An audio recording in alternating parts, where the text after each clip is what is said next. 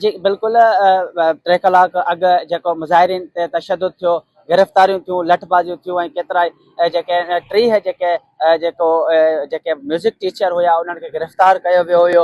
उनजे जेके हिमायती जेके मुख़्तलिफ़ सिंध जे इलाइक़नि मां हिते पहुतल हुया उहे बि जेको कैंप ते वेठल हुया, जेके मुज़ाहिरे जी शक्ल अख़्तियार करे वई हुयूं। CM हाउस आॾो जेको आहे वञनि पिया ऐं उनजे आॾो जेको आहे उहो जंग जो मैदान बणिजी वियो। गिरफ़्तारियूं थियूं, मुख़्तलिफ़ थाणनि जूं पुलिस जेका आहे हिननि खे जेको आहे लॉकअप करे छॾियो।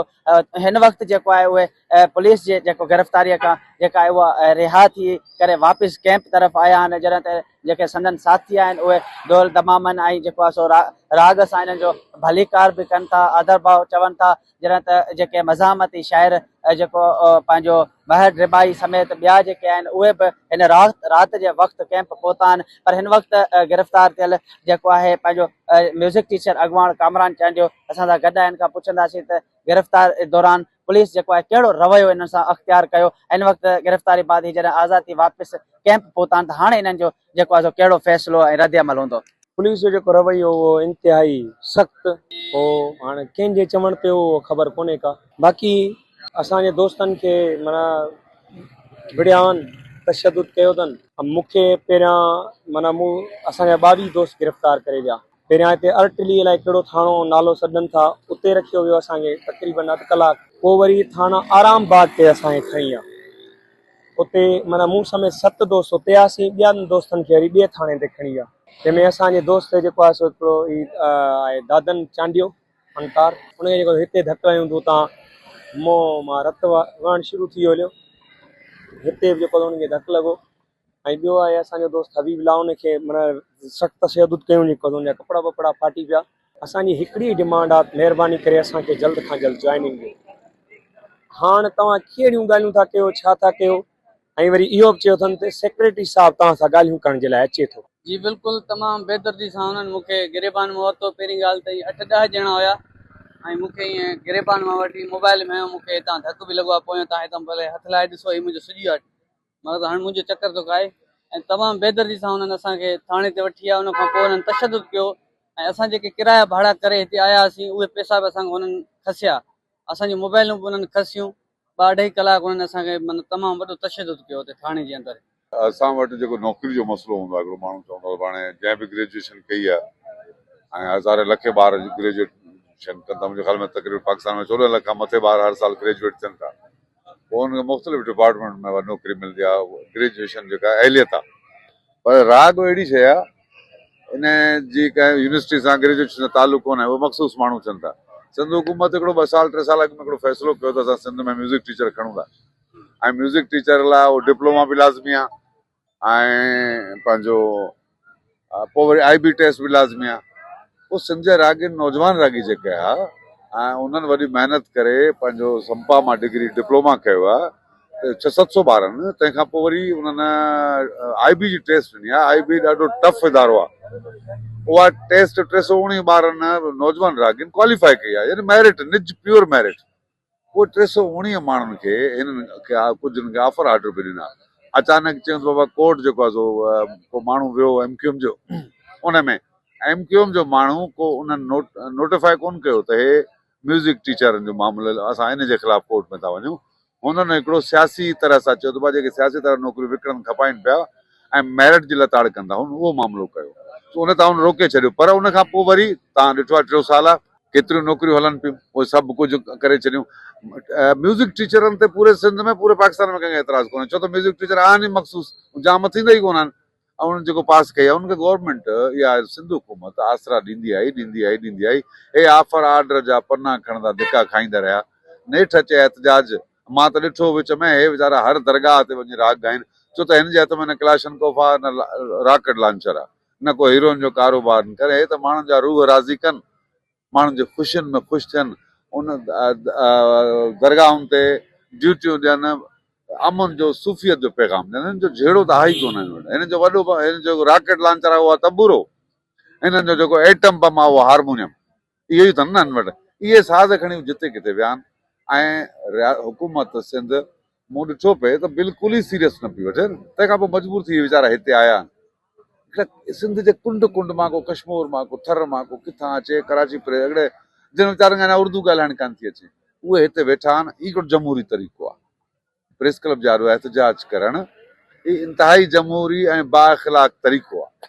पर हुकूमत सिंध जंहिं पन्ना ॾिना हिननि खे ऑफर ऑर्डर जा, उन्हनि वरी दहशतगर्दनि वारो तरीक़ो अख़्तियार कयो। उन्हनि सां जेके प्यार विराईंदा ऐं साज़ टोड़िया विया। उनखां वॾी ॻाल्हि इहा त असां सिंधी माण्हू भिटाई जे रिसाले खे सिंधीअ में क़ुर सम्झंदा आहियूं। असां हुनजी ओतिरी इज़त कंदा आहियूं। ऐं उन्हनि जी मोकिलियल पुलिस भिटाई जे रिसाले जी बेहुरमती कई आहे, जंहिं ते हुकूमत IG खे माफ़ी वठणु खपे आहे उसूलन। हाणे सरदार शाह पाण वीडियो पैगाम में चवे थो त मूं पंहिंजी टीम मोकिली हुई ऐं ॻाल्हियूं कामयाब थी वियूं। यानी सरदार शाह जी ज़बान हुई। सरदार शाह पढ़ियो लिखियो माण्हू आहे, इंटेलेक्चुअल माण्हू आहे। असेंबली में उनखे पंहिंजे ज़बान, पंहिंजे ॻाल्हि, पंहिंजे मुड़ुसाणे वाइदे जो भरम रखिणो हो। जंहिं माण्हू कोर्ट में केस कयो आहे उन सरदार शाह ते कयो आहे, त अव्हां कहिड़े आधार ते माण्हू खया आहिनि? त फेस कोर्ट खे सरदार शाह करे, असीं नथा करे सघूं। सरदार शाह उन माण्हू क्वेश्चन कयो त भई तो ही माण्हू कहिड़े आधार ते खया? हिकिड़ी नई पोस्ट तो क्रेडिट छो कई आहे? मौलविन जे चवण ते करे उन माण्हू जेको पेश कई आहे।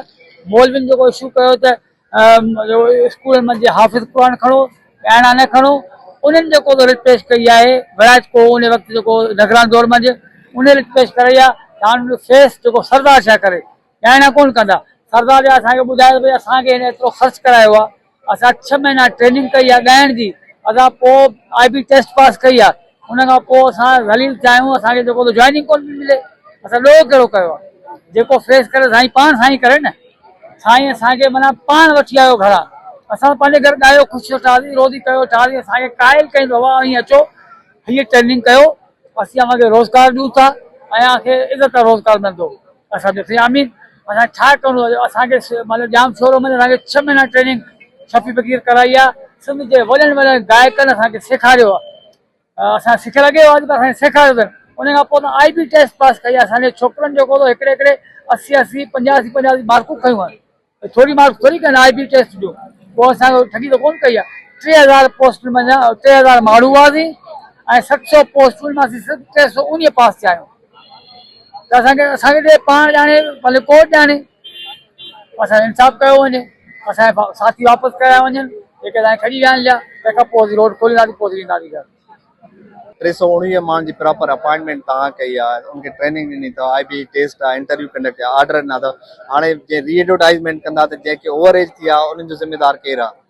एज लिमिट तव्हां रखी आहे त उनखे तव्हां किथां नौकिरी ॾींदव? त उन्हनि जो राइट हुयो, तव्हां ऑर्डर ॾेई चुका आहियो। त रोकण जी वजह कहिड़ी आहे? कोर्ट में जेकॾहिं जो केस हले बि थो पिटीशन सखर में आहे, त जेकॾहिं ही जाइज़ आहिनि, तव्हां ॾिनो आहे जेको हिननि खे, तव्हां हुते कंसेंट ॾियो त कोर्ट ऑर्डर इशू करे छॾींदी। त हिन में रुकावट कहिड़ी आहे? हिन बयान में मूंखे ख़बर नथी पए त रुकावट कहिड़ी आहे। त तव्हां हिनखे ऑर्डर ॾियो। 319 माण्हू आहिनि। म्यूज़िक टीचरनि जी सख़्तु ज़रूरत बि आहे। हेॾी शिदत पसंदी जो माहौल आहे पूरे समाज में। त कलाकारनि जी इज़त कयो या उन्हनि जा तव्हां जेके म्यूज़िक इंस्ट्रूमेंट आहिनि उहे टोड़ियो, उनखे गिरफ़्तार कयो, उनजी ह्यूमिलिएशन कयो, त हिन जी मज़म्मत कयूं था। त जेकॾहिं एॾो सरदार शाह साहिब जन सीरियस आहिनि त अचे किन सां ॻाल्हि ॿोल त करे, इशू रिज़ॉल्व त करे हिननि जो। पहिरियों त मूंखे ॾुख थो थिए त हे ॿियो दफ़ो अॼु मां त पहिरियां ॾिठी गिरफ़्तारी, मूंखे ॾुख थियो। मां किथे बि प्रोग्राम ते वियल हुउसि, अॼु आयो आहे त मुंहिंजे साम्हूं 20-25 फनकारनि खे गिरफ़्तार करे। गिरफ़्तारी त भाऊ चोरनि जी थींदी आहे, ॾुआरनि जी थींदी आहे, आर्टिस्ट त गिरफ़्तार न थींदो आहे। साईं बकुल तव्हां चए थो त कोर्ट जो रस्तो ॿियो 2 तारीख़ जो ॿियो नोटिफिकेशन जो रस्तो आहे। साईं तव्हां पाण मिनिस्टर आहियो तालीम जा, ही तालीम में तव्हां जॉइनिंग ॾिनी आहे हिननि खे, ऑफर ऑर्डर ॾियनि अथव, ऑर्डर ॾेई हुन बेचैनी ख़तमु कयो। नथी थी थिए सघे तव्हां इंसाफ़ मिलो। हिते पंहिंजो ॾुख शुरू थिए, बाबा मूंसां हीअ कढी छॾिया, मां तव्हां सां गॾु आहियां। हीअ ज़लील त विया था थियनि सिंधी फनकार आर्ट, पूरी दुनिया में छा थो मैसेज वञे त सिंध जा फनकार एतिरा नंढड़ा। ऐं सैयद ज़ुल्फ़कार शाह खे बि गुज़ारिश कंदुसि, साईं कल्चर जो मिनिस्टर आहे, तूं नोटिस वठि की असांजा आर्टिस्ट छो था ज़लील थियनि। ऐं असांजा सिंध जा जेके नाले वारा ख़ासि करे वॾा जेके आर्टिस्ट आहिनि, जेके लखे रुपया वठी प्रोग्राम मञनि था, उहे बि ग़रीबनि जे सां गॾु कोन्हनि। उहे चवनि था त मथां असां ॻाल्हायूं, मथां सुभाणे असांजो मेलो प्रोग्राम फसिजी वञे, मथां कोई प्रोग्राम फलाणो शाह कावड़जी वञे, टीरो शाह कावड़जी वञे। सौ गुज़ारिश कंदी सभिनी खे हथ ॿधी त ही हिन मिस्किन आर्टिस्टनि जो मसलो हल करे हिननि मां बेचैनी ख़त्म कयो। हम चाहते हैं कि आप इनके डिमांड सुने, पूरे करें, इनको लेटर्स दें, इनकी जॉब्स वो पूरी करें ताकि ये आगे बढ़े। ये तहरीक जो अच्छी थी कि मौसीकी बच्चों को स्कूलों में सिखाया जाए, बहुत अच्छी तहरीक थी, तो उसको आप बर्बाद क्यों करना चाह रहे हैं?